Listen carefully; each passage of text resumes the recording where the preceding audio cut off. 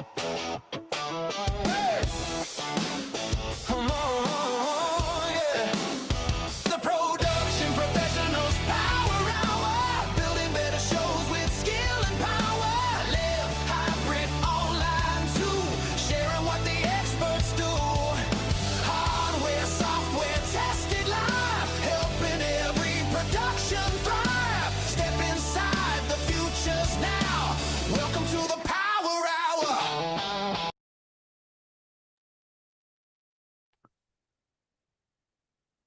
When I recorded that intro, the fade out was far more subtle than we seem to get on the production. So maybe I'll have to slow it down or something. I don't know. But welcome. It's sweltering here in Europe. Yeah, I know in the States you get hot days, you get days in the 30s, but the old country, the old world, we're not set up for air conditioning and all those other things. So it's 30 something degrees outside. It's 25 degrees in here. Fortunately, my downstairs is still 20 degrees, so I'm not going to be moving until I can find somewhere with decent air conditioning. Welcome to the Power Hour. For all you production guys, great to have you here. This is a, well, I'd like to say a non-Z world, but obviously we are in Zoom. We're producing from Zoom. But this is not about Zoom. This is about the technology that we use for live productions and for hybrid events. And the thing that's hit me this week is production graphics. Because there's been quite a few new people entering the market. There are, and yes, I used ChatGPT to make sure I didn't miss anybody. There's a wide range of hardware and software products we now have for video switching, guys. Really is. It's quite an impressive list of products. And most of the products that we look at nowadays for video switching, we want a little bit more than just going from one camera to another. We want some graphics.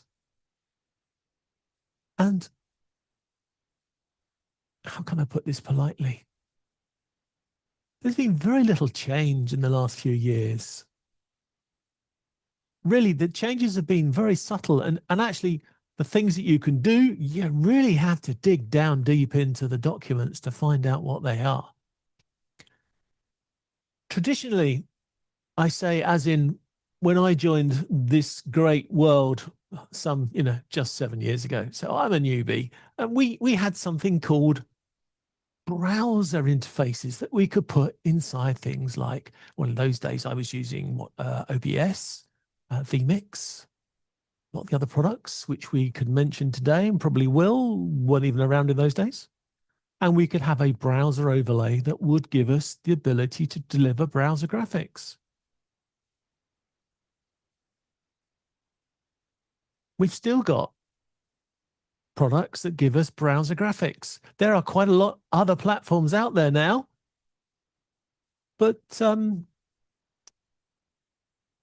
I politely say that the productivity of those browser graphics, it's not really jumped forward to any great degree. It's how can I put it politely? Look, I can't put it politely. Of all the other amazing things that we've been given in this world for graphics and for production, it's been really slow in that particular world, to my mind. Now, I know there are lots of amazing things you can do, especially when you start using video overlays and all of that stuff. But that's not what you get out of the box from most of these products. Most of these products give you an HTML graphics page and then a few boxes that slide in and slide out, and that's it. And when you look at all the amazing things they can do at the far end with the big broadcasters who are spending 100,000 for a studio which has got 3D and green screens and overlays and AR and all that stuff, as I think I've said in different shows before, there's still a really big gap before what they do and what we can do at our end. And I have two slower times in my work life. One is Christmas and the other one is now. So I am going to spend the summer playing with going green. Now, actually going green, we're not going to talk about until next week. Mike has a smile on his face now because he's just realized I've got myself organized and I have a long-term plan. I do, Mike. I have a long-term plan. But today, we're not going to talk about green screens. Today, we're going to talk about online graphics. Now, as I'm going to build myself a green screen studio over there to match what I'm doing behind me in this studio, in this IRL studio, shall we say, I'm obviously looking at the world of graphics and thinking, okay, so when I'm going to go into a green screen world, I'm going to be able to have multiple studio setups within the green screen setup. And those studios are going to need their own style of graphics. So I don't just need one set of graphics. I need a range of graphics. I need like a family of different graphics packs to work in line with the brand of whatever I'm showing off. And I'm not going to tell you what it is for today. We'll leave that for another time. But when you start looking at all the products, and I've got a list down here. So we've got, in no particular order, this is just how ChatGPT came up with. We came up with vMix first. I got a feeling it came out of vMix first because I said vMix and OBS was what I've got, and find some others for me. So it starts with vMix, which of course, as we all know, I hope you know, it's a Windows platform. It can do native browser input.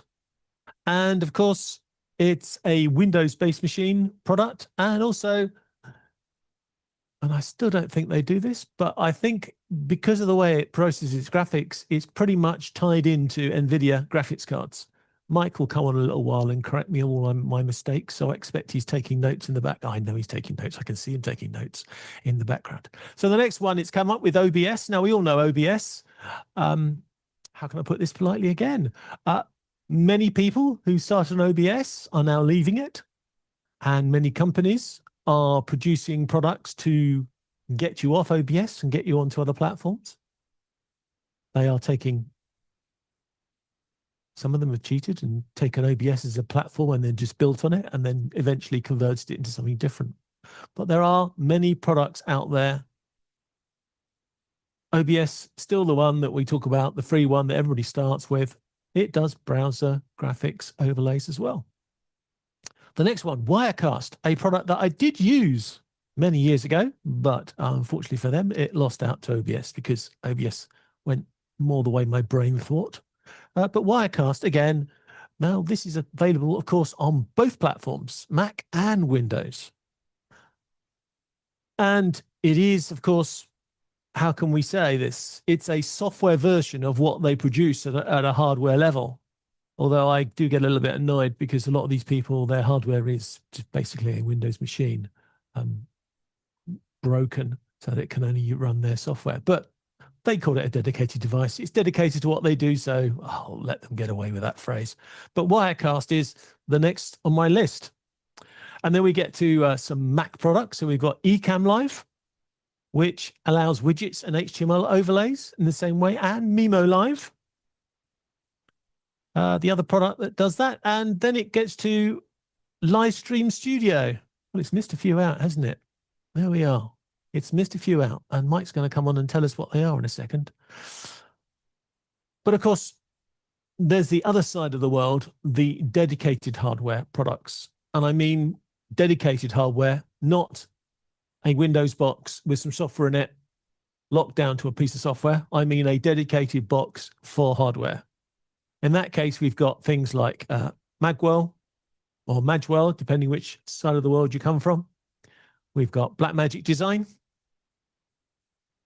We've got YOLO Box and some of these other products that are coming from the Chinese area, shall we say, the Asian area, all these new products. There's many versions now at the lower level that are, I suppose, starting with what a basic Blackmagic Design switcher can do, and then sort of adding their own features. But a lot of them now have browser input. And then, of course, the TriCaster products, which starts as a piece of software running on a PC and then becomes a dedicated piece of software running on their own PC. But again, they have those video options of overlays. But most of them are expecting an HTML page into which they will give the overlays. And guys, that's pretty 2010. Maybe that's a bit rude. 2015, 2020. All I'm trying to politely say is we've been doing that for ages. Because of the way these work, very few of them are giving us the opportunity to do more flashy graphics. And when I say more flashy graphics, a lot of the stuff you see on the broadcast world, I know because I've tried to do it myself, because I've got a product that does basic overlay graphics. It's quite hard to do the animations that a lot of the broadcast people do now, where it's not just a lower third that slides in, it's a lower third that sort of starts with a line and then it grows out of the line and then something wishes across and backwards. It's quite clever, it's quite pretty, and it's a lot more attractive graphics than we can do easily on HTML. Easily, I say, because there are ways to do it, but it is tricky.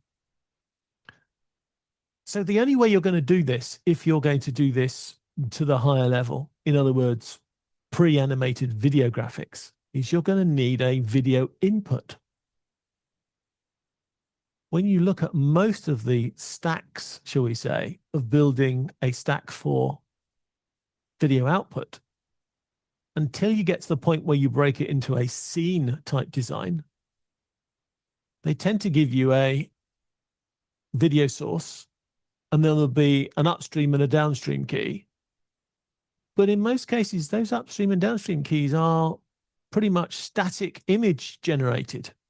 You can do a upstream key on I think almost every single Blackmagic device, but it comes from a library of images and they come on there. Mike can show off, of course, because he's got a video animation that he uses where he has a animated graphic that works within the zoom and the zoom out. Maybe we'll ask him to try and show it off to us sometime. But a lot of these products don't have a true video source input. It's only when you get to the hardware devices when you bring in multiple sources. And I was actually looking at this yesterday, I think it was yesterday. And I was looking at the input sources for green screens, because that's where we're going next. And I was trying to work out how I could use, or if I could use, a green screen input layer to bring me in a video graphics animation instead. And I think on some of the devices, some of the hardware devices, I could be able to do it. So maybe the solution for doing these graphics is to completely ignore all the software that I've talked about and all the hardware devices, and start thinking about how you can bring in two video sources into your system and then layer them using green screen chroma key type or whichever, or layers, whichever you want to do it, depending on what the hardware is and how it works, so that you can bring effectively in two video sources, one video source being your talent, one video source being what you're going to do on your animated graphics. And of course, if you really want to go to the nth degree, then you're probably thinking about what your background's going to be, and can that be a third video source as well? And that will then give you the true sandwich and allow you to start moving up to the next level of graphics that the big boys do on TV. Because the thing is, if everybody watches those TV shows, whether it be sports or the news or the other place they use them, they are mentally now thinking about those types of graphics in their head to become mainstream to those people who watch television. And that's why we need to go up a level so that we are delivering the same sort of quality. That's my challenge to you, and that's my challenge to me. And of course, the best person to throw this challenge for comment is Mike Latta. So before we have a look at some of these products, can we get Mike Latta onto the show? He's got a little bit more experience than me and has probably got some better ideas about what this all is. There he is. Hi, Mike. Welcome to the Hello show. there. How's everybody doing this week? And John's going to blow our minds with graphics today. And he's blowing my mind so far. Let's see what we can do here. So let's pull out I'm sorry for the favoritism, but let's just pull out some of these products that you've used, Mike, and your view on how we can mix them together. Let's start with the one that I know you've used and I've used, and it was the top of my list. Let's talk about the guys at vMix. I'm pretty sure we can do everything we want here with vMix. Yes. Yes. Especially since very recently within their last major integration of adding Zoom. Yes, we said the Z word. But yes, as far as a lot of what I'm doing today in Production Studio, I could actually do if I wanted to by bringing in John and I in individual sources, as well as the shared source that we'll be showing you soon. I could actually do that all in vMix currently. Yes, absolutely. Without any issues, as long as I have the proper PC set up, which is always the important part. Having the proper PC hardware to handle vMix perfectly. And I'm not using a desktop that I threw vMix on that I hope will work. Yeah. So the big difference between all this HTML graphics, which is addressed by all these products through a web page browser type input. If we go to the animated graphics, then we need another HDMI, SDI, NDI if you have to, but we need another video source that we're going to pull into that particular product to mix together with a whole lot of the others. So we get that 3-layer sandwich of background, talent, and foreground. Correct. Yeah. So in a way, again, you could always do a double layer in front as well, but that's getting more complicated. But simply is what John talked about. So your foreground, talent, background. Okay. Yeah, we will get into the double layer as well. Yeah, certainly. But the limitation, therefore, is it's really the hardware, isn't it? It doesn't actually matter whether we talk about vMix, Wirecast, Ecamm Live, Mimo Live. We have to have some sort of hardware way of bringing in that additional video source. So actually the limitation in doing this is now a video merging together type issue, whereas doing standard graphics is just a load of browser issue. Right, right. And again, it depends on the complicated nature of the graphics, which of course there's 3D graphics, there's graphics that look like it's floating. So there's all kinds of different scenarios where you can actually, then of course you are, all of a sudden we're getting immersive graphics as well. So you're in a green screen environment entirely where there's all of a sudden magically a graphic in front of you.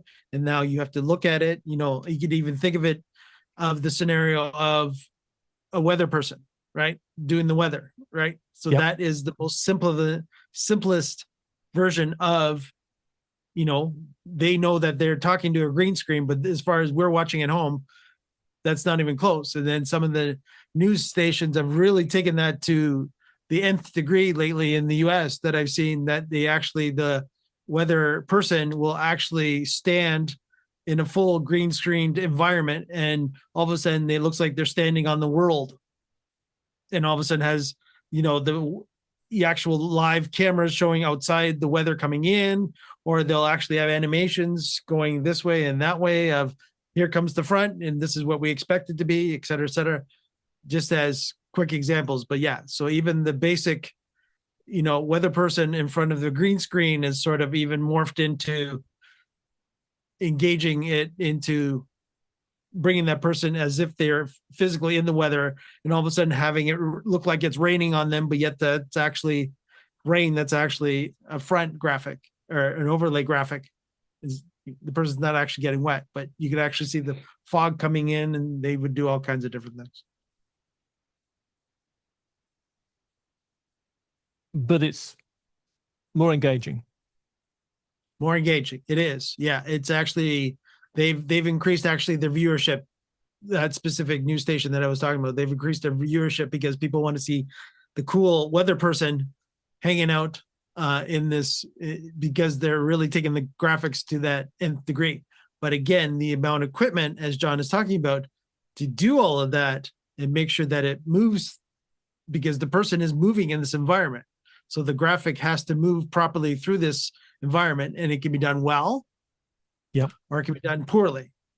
Right. And you can tell when it's done poorly because all of a sudden you'll start seeing choppiness. Right. And that is the machine that's currently manipulating the person to make sure that the graphic is consistent, is actually causing frame rate issues because it can't keep up with the person moving fluidly and also making the graphic move fluidly as well. Okay. Because we can do this already, can't we? We don't need these off the shelf. VizRT is certainly a really good example of how they can take this to the nth degree, but you need 20,000 plus hardware to start with. You need $100,000 of software licenses to do that. But and I think it's worth every penny. Let me say, I don't have a big enough credit card. Even I don't have a big enough credit card to buy that to do this show. But the technology has already been there because we've got Unreal Engine, and and there are various other products. But I'll use Unreal Engine because I actually know that we can take our studio and we can put it into Unreal Engine as layered graphics, and then give ourselves that 3D world. And how good it is in, as you said, hesitating as it moves around, depends on how powerful your Unreal Engine PC is that it can keep up, and also how accurate and smooth your camera can be is going to be based upon whatever technology is telling the camera where it is in the Unreal Engine world, so it can keep up and make it look smooth. Correct. And there's actual specific, which we won't get into today, but there actually are specific protocols that work in conjunction that Unreal Engine actually uses to make sure that the cameras are all in sync as well, and they all move as Unreal Engine moves. So it actually sends the commands to the cameras as well. So it can get really complicated real quickly, but it really looks really sexy too, all at the same time. Yeah. However, if we don't move the camera and we keep the camera static, and maybe we just zoom out to a degree so the talent is smaller in the space, we then got space to drop our 3D graphics. And again, there's no such thing as 3D graphics on TV, guys. Let's just remember that. It's a flat screen. There's no such thing as 3D graphics. It's to give the impression of depth and 3D graphics. Many people who are streaming are told to have, even if they're not using it, something like a camera. Something like a microphone. That's a microphone. I can't tell the difference. That's not good, is it? Something like a microphone in front of the camera, between you and the camera. That's why I was using the camera. The camera was in my head, like Mike has done, because it is a way of giving a reference point to give you depth. Yep. And I have a 3D object behind me to try and give me depth as well. Yep. And Mike's chair gives him depth. It always looks like he's a small guy and the chair's too big for him, but you know, that's just a comfy chair. Yes, it is a comfy chair. He's a small guy, and he is a small guy, but we won't say anything like that. He's always big on my TV. So the ultimate of that 3D world is too much for us. It's too big a budget for us. It is just, there are, as you say, Mike, there are so many more problems that will be stacked to come into it. But that doesn't stop us. And we've talked about this on an earlier show. So you know I've been talking about this before. We've talked about this in an early show, how you can put if I put a square graphic here, it's a graphic just hanging in space. You have, if it overlaps me and my hand goes behind it, you get an idea of the depth. But if I sort of turn it to a degree and distort it a bit, so it becomes it gets a more of a 3D look, it looks like it's hanging more in 3D space. If I make it, thinner at one end and thicker at the other, it looks like it's angled.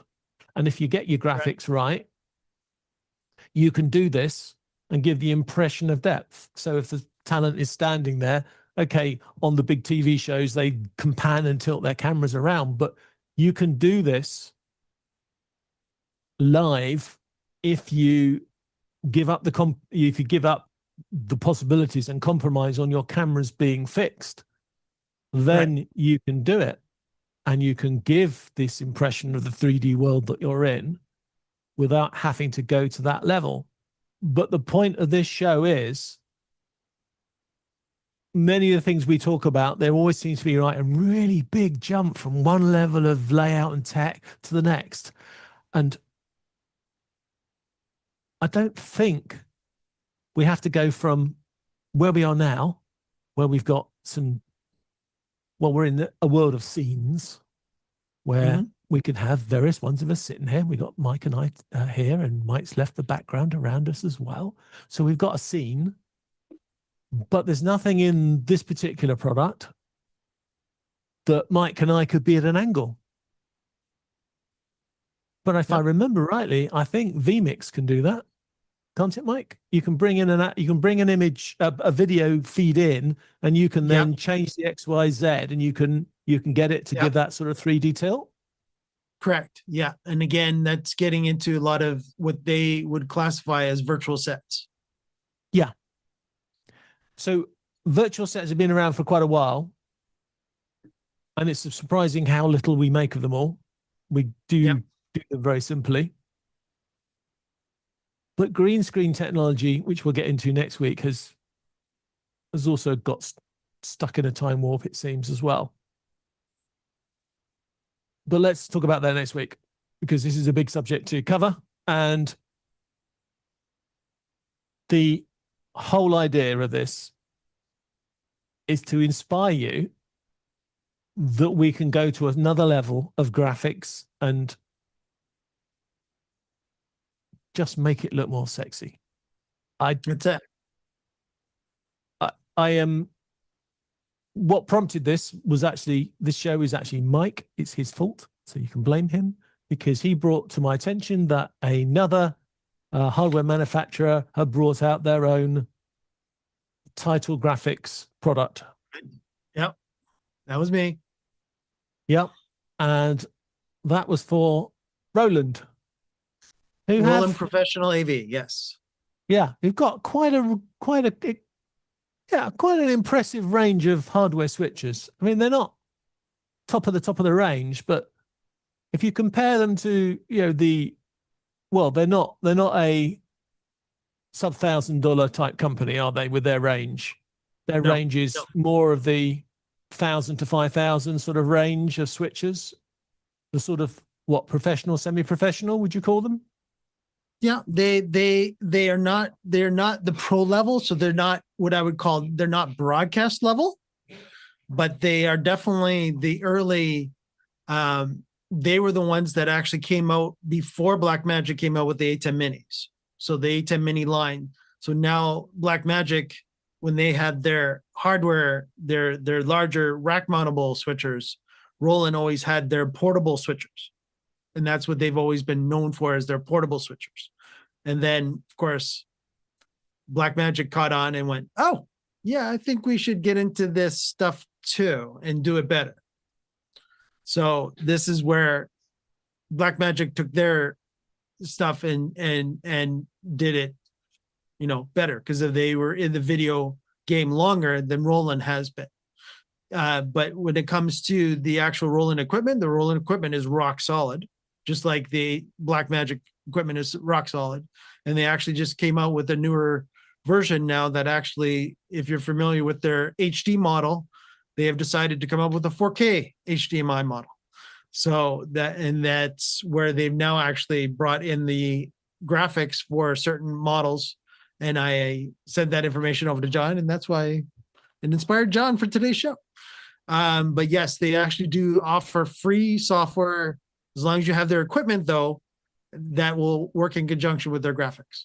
Well, the graphics will work in conjunction with their hardware, because they do some funkiness, which I was actually digging into, related to the key and fill capabilities coming from their graphics software over the HDMI port into the actual HDMI switcher, where they've actually specifically made the specific port that can handle that technology. Yeah, I had a look at that too, and I was really quite impressed. I thought it was a good implementation because they Yep. got the graphics in there, and it's not just text graphics. You can have all video type animated graphics in there as well, which was Yep. really neat. Yeah, stingers and such like that too. Yep. Stingers, sports graphics, lower thirds, tickers. They hit the majority of the big things that you need to have in a graphics package to be usable.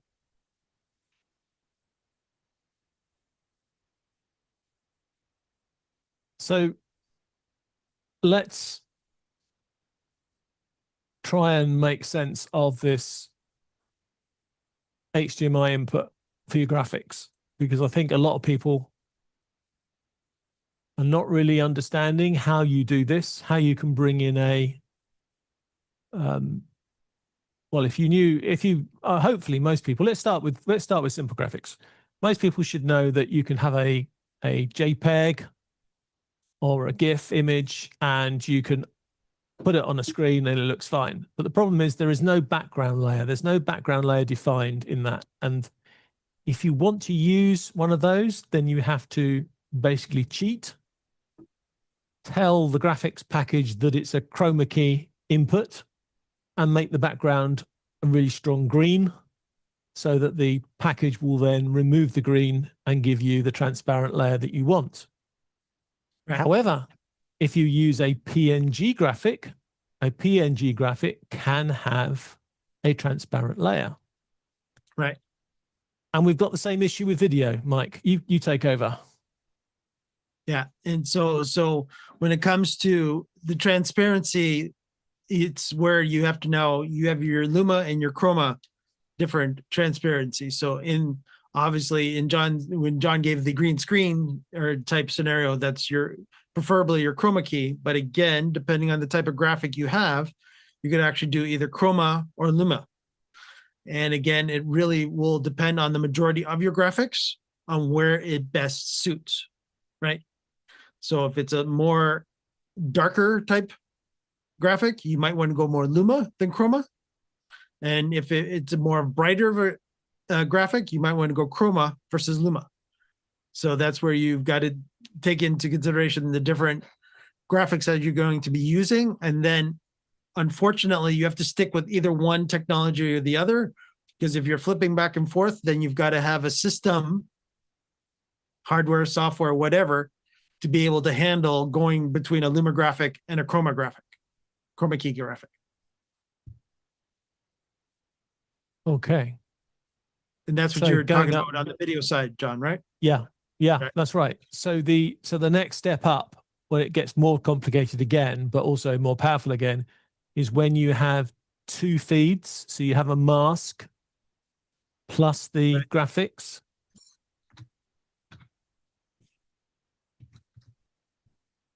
Would you like to describe how mask- that works?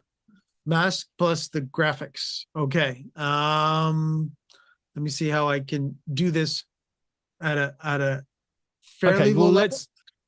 so let's try a simpler example then to make this Right. easier, because I'm trying to do this in steps so people can make sense of it all, me Right. included. So if I take the Blackmagic Ultimate products, Yes. which Yes. are dedicated devices to remove the green screen from backgrounds to make a transparent background for putting people on places. The Right. basic version of that one, the lowest level in the tree, is a HD based green screen, and it has HDMI slots on it because it's expected to connect to HDMI devices at the sort of the low level of production. And it only produces one HDMI output, which is the person with a transparent background of some sort. Right. And then the next level up, which is where it gets the two inputs, is the next Ultimate version of it, which I think is twice the price, has more inputs. It's SDI, but it actually produces two SDI outputs. One is the content of the person that's been cut out from the green screen, but the second output is a mask, which can be used then to mask out or mask in, depending which way you think of it in your head, the Right. background. So you get a mask of where the background will be, and you get a transparent image of the person who's inside that mask. Exactly. And again, this is where the different signals get sent down the different pipe, and then you have to have, in just like Roland did, you have to have the brains within the actual machine or software to be able to actually take the two signals and put them together. And this is where John's sort of going when we're talking about masking. We're putting them together now nicely, and they look really rich and such, as compared to where if you were just sending a graphic overlay, sending it down without using a key or a fill, then it will look a little rigid, rough. Where if you have key and fill, it makes it a lot more smoother, a lot more cleaner. The font will be a lot more vibrant, and it'll truly look like the font that you want to use, as compared to it being a little more not really distorted, because it won't distort the graphic, but it'll be more rigid. John, is that the right word? I Yeah, guess? yeah. Okay, so let me take it back to the 2D idea again. Because I mean, a video is just a whole load of, 2D pictures, just one after the other very quickly. So in the one input world, Right. you are sending a video for the whole screen, which has a transparent layer, so the background will see through it. But as I understand it, and maybe this is too technical, but maybe this will make it more easier for you to understand. If you do that, then what happens inside the box is there is a video playing, which is your background, and Right. it's overlaying the other video on top of it. Correct. But And they're that's where two you get different the problem, sources. because what you're doing is you're just squashing one image on top of the other. Yeah. Whereas when you get a two input source, what happens is you start with the background, and then the matte layer comes in and it cuts out the image of what you're just about to put on there. So there's a blank there. So so when the final talent comes into the picture, rather than being put over on top of other graphics and colors, which can cause, as you say, distortion and makes things look a bit weird around the edge, you're actually Right. dropping it into a hole that you've just made with the matte layer. So it fits much better into that matte layer, and there's nothing behind it because you've just cut it out with the other layer. I hope that Right. makes a bit more sense. No. And then Yeah, of course you you did do it it. frame by frame, and it cascades. Right. And of course, it all comes down to making sure that whatever you're putting in front of let's say in John's scenario where he had the video background, and then you're putting somebody in front, then you've got to make sure that that person is really lit really well, because if they are not, you will see it. It will look terrible. Like So like you've gotta- taking two camera shots, and then one's lit well and one's not lit well. If they do that, then it looks bad. You're doing the same thing here with the graphics, with the talent. 100%, John, 100%. Okay, so if we go back to what we're talking about this week, which is graphics, you have exactly the same issues. We're just doing it backwards, because what we're trying to do is we're dropping a green screen graphic on the front of the image, and exactly the same rules apply for the green screen. If the graphics looks really bold and dark colors, and I was going to switch my lights off, but I won't.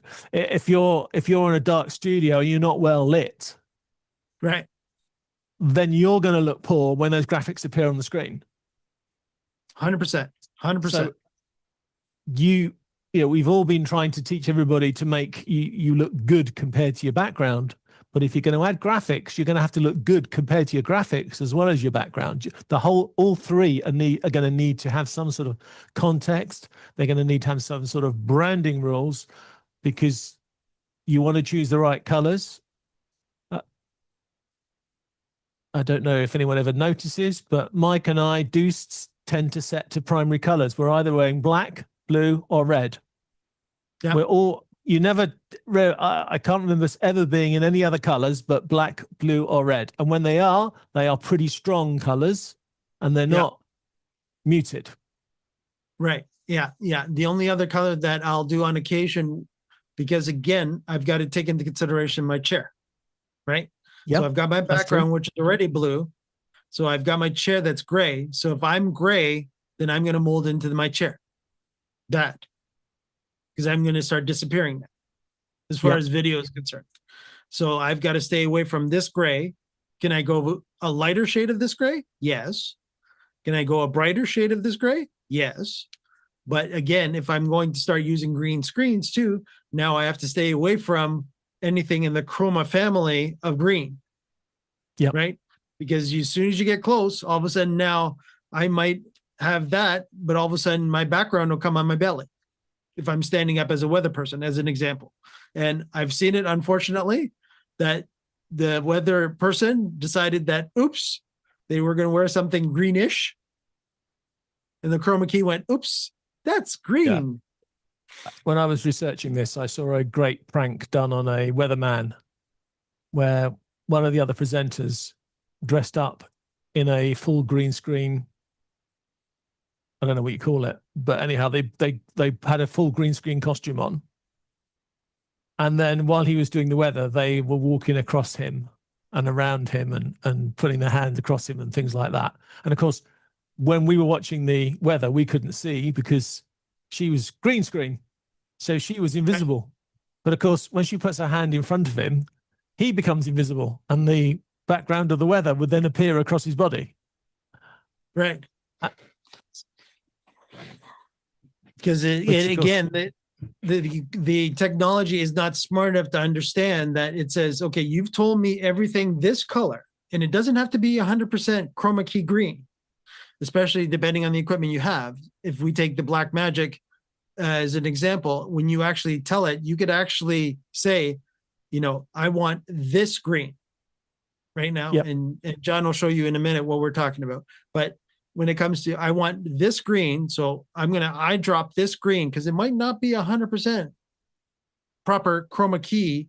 But again, it's going to be however lit that chroma key background is, then they will match it and say anything that's this is that green. So if you get anywhere close within a little bit this way or a little bit that way of that green, yeah, your chest or your belly or whatever you're wearing or your pants, if it's greenish, as far as the system is concerned, you will fade away into the background. And this is where a lot of them will, a lot of people will also cheat too, is that they will purposely wear, put green screen material on the table too.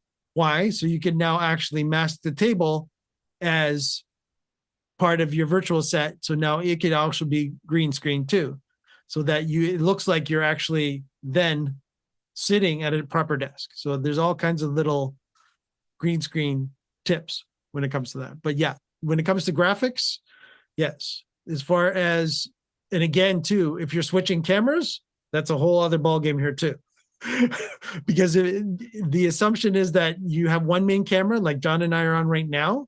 But if you do have another camera and you still have that effect on, then you better make sure that all your cameras and all your lighting and everything is 100% identical, because it will fall apart so quickly, it won't be funny. Okay, well, it's taken a bit longer to explain all that than I hoped it would, but actually I thought we might get a little bit into this, because this is really fundamental. And how can I put this politely? A lot of you out there will say, yeah, we know this. Well, I'm going to challenge you. Do you really know this. You might understand the principles.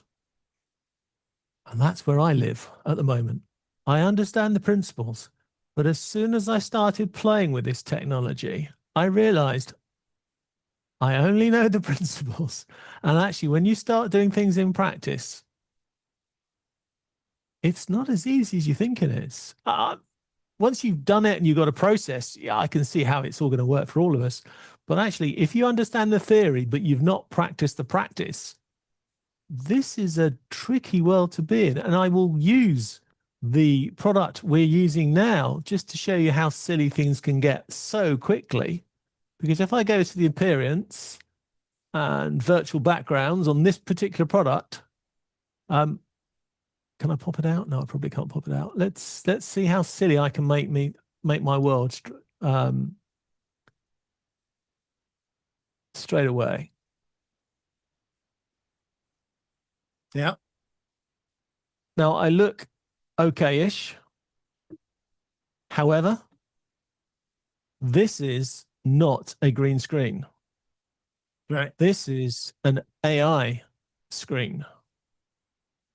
And this is the hole that a lot of people are in at the moment because they think that this is acceptable. It isn't acceptable, firstly, because it's talking about Zoom, and we try and make this a Zoom free area. So I apologize for that, but it was the easiest way to demonstrate it.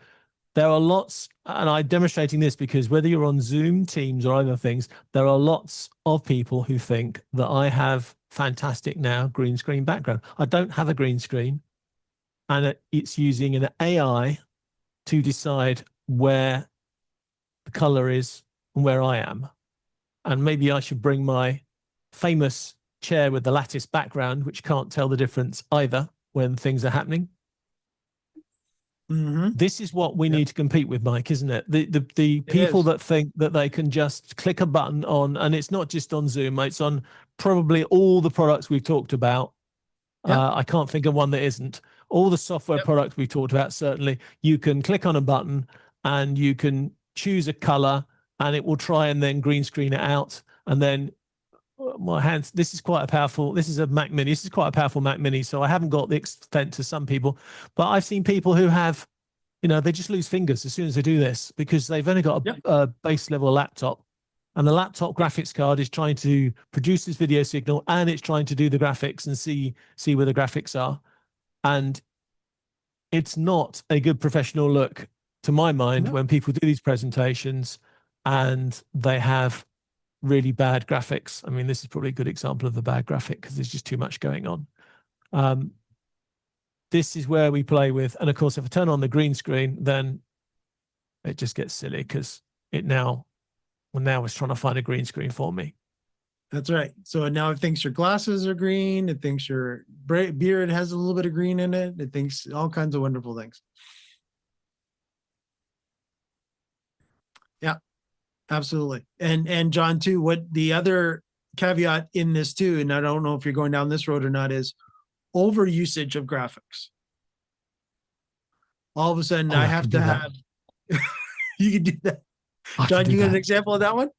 Yeah. Watch what I mean by over graphics. No, I won't. It's really cruel. Yeah, you're tempting me. No, I will not. I will be a good boy and I will not get carried away. Yes, I could stick about six graphics on here at the same time. Yes, I know. That's the whole point of saying, no, you shouldn't do that. Yeah, you shouldn't do that. You really shouldn't do that. Right. There is such a thing as graphic overkill, right? So, yeah. So again, there would be, yeah. So there we go. Watch this.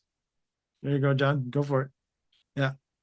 And again, these are just John, the built-in ones. These are the built-in ones from that Z company. It's, it's very depressing, really, isn't it? Well, these are the defaults they give us.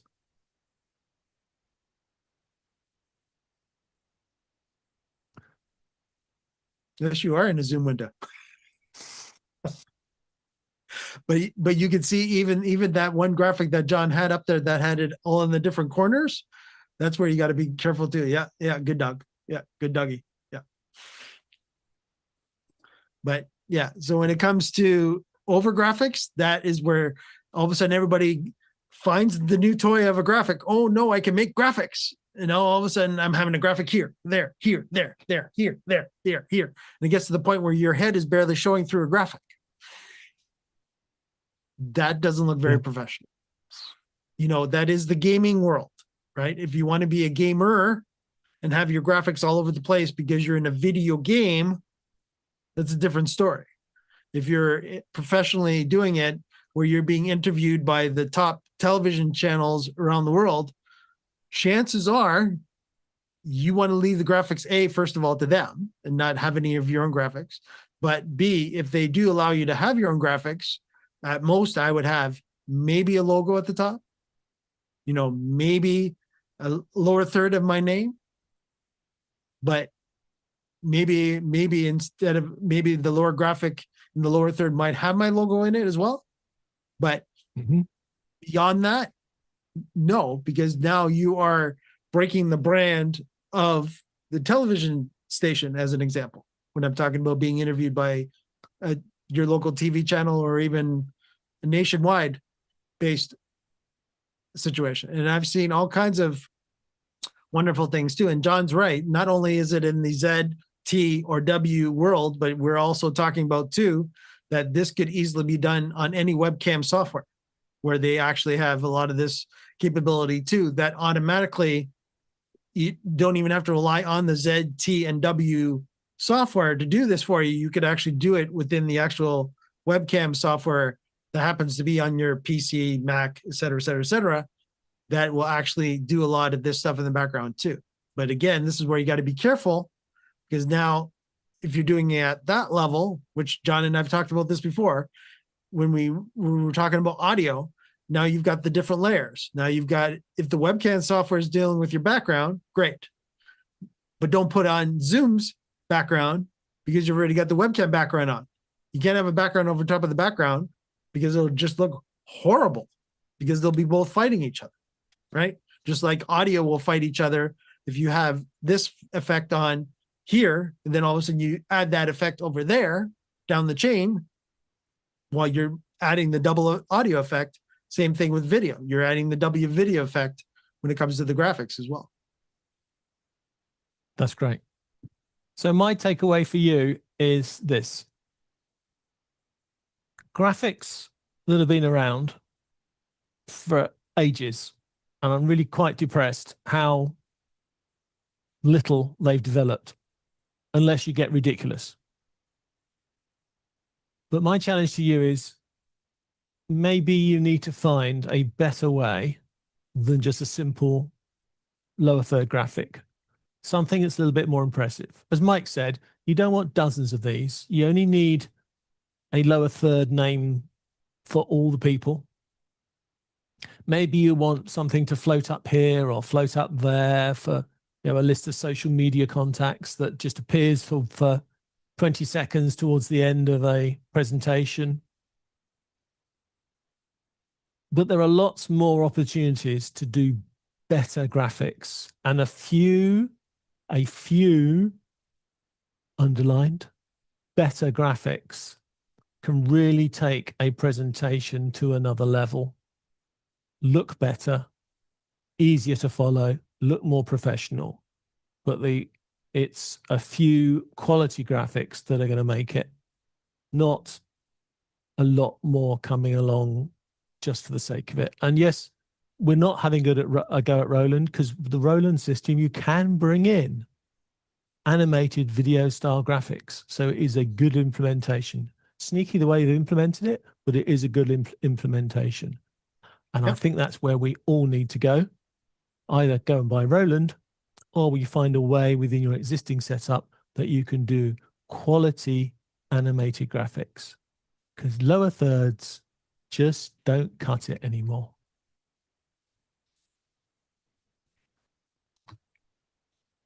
And poor old Mike now is trying to get the next graphics sorted out for what happens next. So thank you very much for being here. I hope we didn't overawe you for this hour about things, but have a look at your setup. Work out how you could bring in a more video-based animated graphics into your lower thirds. because it makes a big difference and it impresses people. And you don't need a lot of them. Just to take the weather person's idea, take that great idea from Mike. Can you see how more impressive it would be if a CEO was standing and this big graphics of the company results appears behind them, to the CEO still stands, but within this 3D space, and the graphics of the final results look like float down from the sky as if a monitor's just been dropped into the scene and displayed the graphics there. It is such a big jump. It's not that hard when you think about it, but again, got to get it done in practice. Thank you, Mike. Thank you, everybody, for watching. I hope I've inspired you to improve your graphics, and we'll see how well I got on in my challenge to do the same over the next few weeks. But I leave you with the mellow Mike Latta to sing us out. You want me to be mellow? All right. Thanks, everyone, for joining us this week. All right. No, I'm going to get a little more energetic. Thanks, everyone, for joining us this week on the Production Professionals Power Hour, as Even we the call singers it. know it right now. What's that? Even the singers can sing it right now. I know. I'm glad that they rehearsed more. That was good for them to actually rehearse more and for them to get that demo right this time around. Suno. As we call it in short form, PPPH. So don't forget to like and subscribe to our channel to let YouTube know how much you love our content. Thank you to Tony and to Juju from YouTube, offering comments and such. And Tony, the quick answer to you on any thoughts on H2R graphics or similar. I think John and I will do that in an upcoming episode coming very soon, John, where we'll talk more into specific packages and specific surprises too. Let's leave it at that, Johnny. What do you think? All right. Join us again, everyone, next week. We're here every Friday at, and I'm going to do this right, John, 12 p.m. Eastern, 9 a.m. Pacific. There we go. And that allows us to make sure that you guys can actually see us every Friday at that time. And it's best to check your local time zone to make sure that you can join us live, where you're able to ask us questions live as well. And Tony, thanks for the question. We'll put our thoughts together about that, and we'll show that to you in an upcoming episode in the upcoming weeks. So take care, everyone, and have a great weekend. And we will see you next week here on the Production Professionals Power Hour. Take care. Enjoy.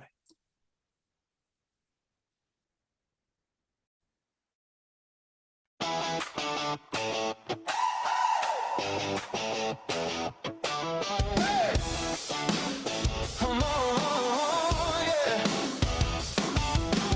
Lights go up and the cameras roll. Voices clear and we're in control. Screens are live and the signals flow. Welcome to the place where the pros all go.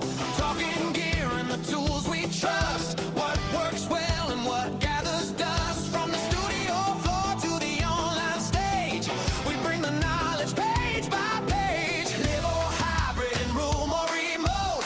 Every shot and every note. Better systems, sharper sound. This is where the best is found. It's the Production Professionals Power Hour.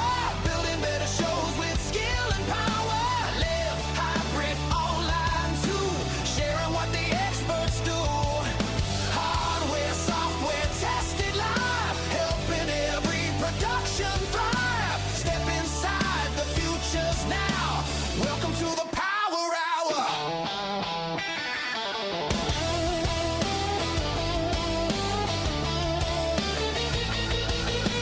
Switches, streaming, mics and light, making every moment land just right.